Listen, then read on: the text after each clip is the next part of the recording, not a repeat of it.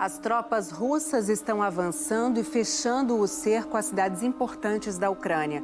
Depois de 11 dias de invasão, o ataque à capital Kiev parece ser iminente. E quais são as estratégias da Rússia para vencer no campo de batalha e na guerra de informação?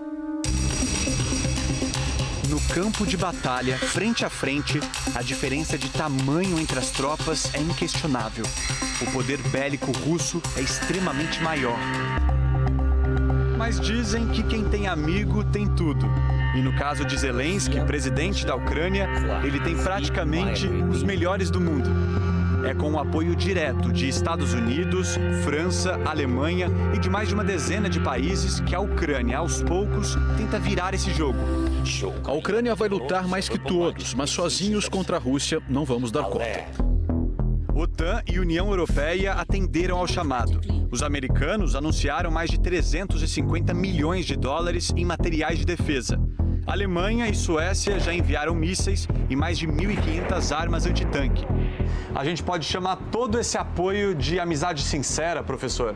É uma amizade de interesses, né? O Ocidente quer que o Zelensky permaneça vivo, permaneça nesse governo para resistir à invasão russa e que assim definitivamente a Ucrânia não caia sob controle russo. Quer dizer, um apoio com limites. Zelensky pediu nesta semana aviões e o fechamento do espaço aéreo ucraniano. A OTAN recusou o pedido e Zelensky não gostou. Todas as pessoas que morrerem a partir de hoje morrerão também por causa de vocês, por causa da sua fraqueza, sua desunião. Todas as armas e equipamentos enviados pelo Ocidente envolvem ainda um grande desafio logístico para chegar até as mãos dos militares ucranianos. Isso porque grande parte da fronteira norte, leste e sul da Ucrânia foi tomada pelas tropas russas. Aqui no oeste, esse relevo montanhoso que passa pela Polônia, Eslováquia e chega até a Romênia pode atrapalhar o envio de cargas maiores. Segundo os analistas, é por aqui, pela Polônia, que a maior parte do armamento deve chegar, principalmente pelas estradas. Tem que ser terrestre porque as baterias antiaéreas russas são muito boas. Qualquer um que voar muito para o leste hoje, com certeza está pedindo, assim, assinou que é um voo suicida. Pela primeira vez na história, a OTAN acionou sua força de resposta. São mais de 200 navios e 130 aviões posicionados em pontos estratégicos. Também começou a enviar soldados, como estes 250 franceses que desembarcaram na Romênia nesta semana. Eles se juntam a milhares de soldados aliados que estão de prontidão na Romênia, na Polônia e nos países bálticos. Mas enquanto os aliados de Zelensky se posicionam pelo oeste, a Rússia avança pelo lado contrário. Nos últimos dias, as tropas de Vladimir Putin, presidente russo, destruíram mais bases militares e tomaram áreas sensíveis para a infraestrutura ucraniana. A invasão mais simbólica foi a da central energética Zaporizhia, que é a maior usina nuclear da Europa, essencial para a Ucrânia.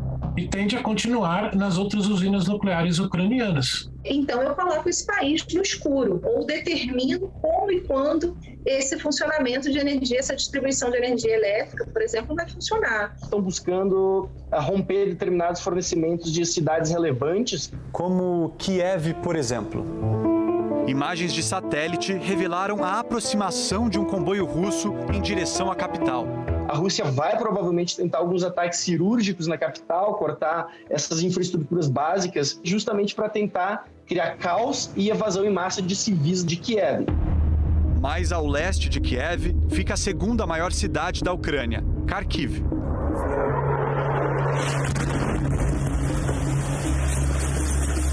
O prédio da administração regional foi atingido por um foguete.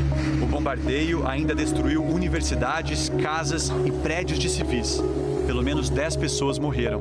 É uma tentativa de desmoralizar a população e atingir essas forças paramilitares e militares da Ucrânia que agora estão espalhadas dentro da cidade. Infelizmente, veremos cada vez mais prédios civis e civis sendo atingidos.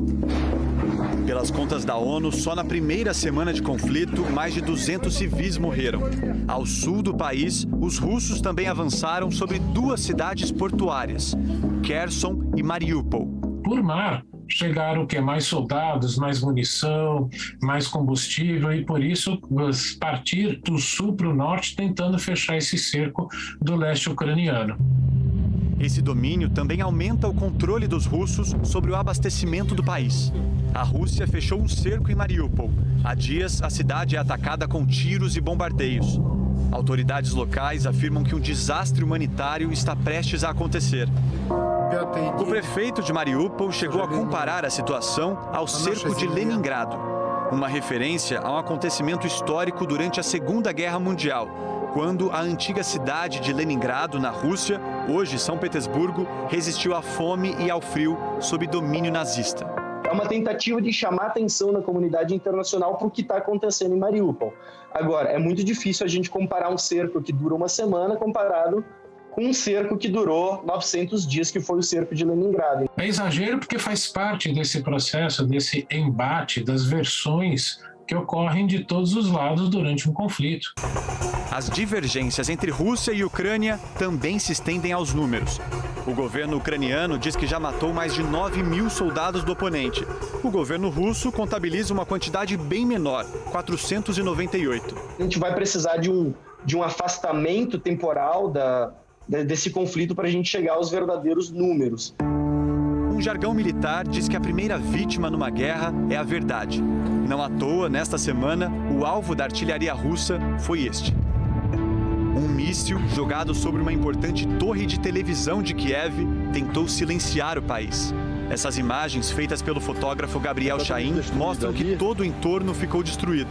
O ataque matou 5 pessoas e tirou canais de TV do ar. Mas a tentativa russa de silenciamento não ocorre apenas em território ucraniano.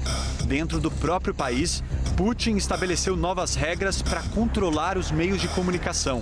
Agora, é proibido chamar a guerra de guerra.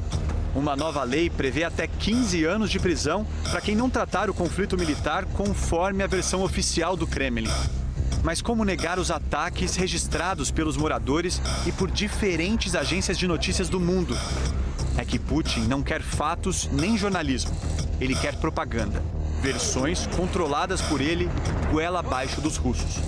A guerra na Ucrânia mostra para a gente que há uma série de guerras sobrepostas. Existe uma guerra que é pelo território, mas existe uma outra guerra que é essa das narrativas. Então, há nesse sentido a ideia de tomada, e controle desses meios de comunicação, para que haja um controle do que é dito e como é dito. Diante da censura, a rede britânica BBC decidiu suspender o trabalho de seus jornalistas dentro de território russo. Nem as redes sociais escaparam. Facebook e Twitter saíram do ar. A agência reguladora de comunicações da Rússia também bloqueou ao menos 14 jornais e sites.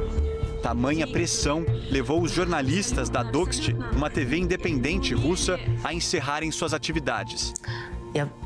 Eu não quero chorar de novo, porque já passamos por tanta coisa nessa vida. Toda a equipe se levantou e foi embora, ao vivo. Não importa quão amargo seja este momento, nem se pessoas estúpidas estão aplaudindo a decisão que fomos forçados a tomar. Nós ainda vamos vencer.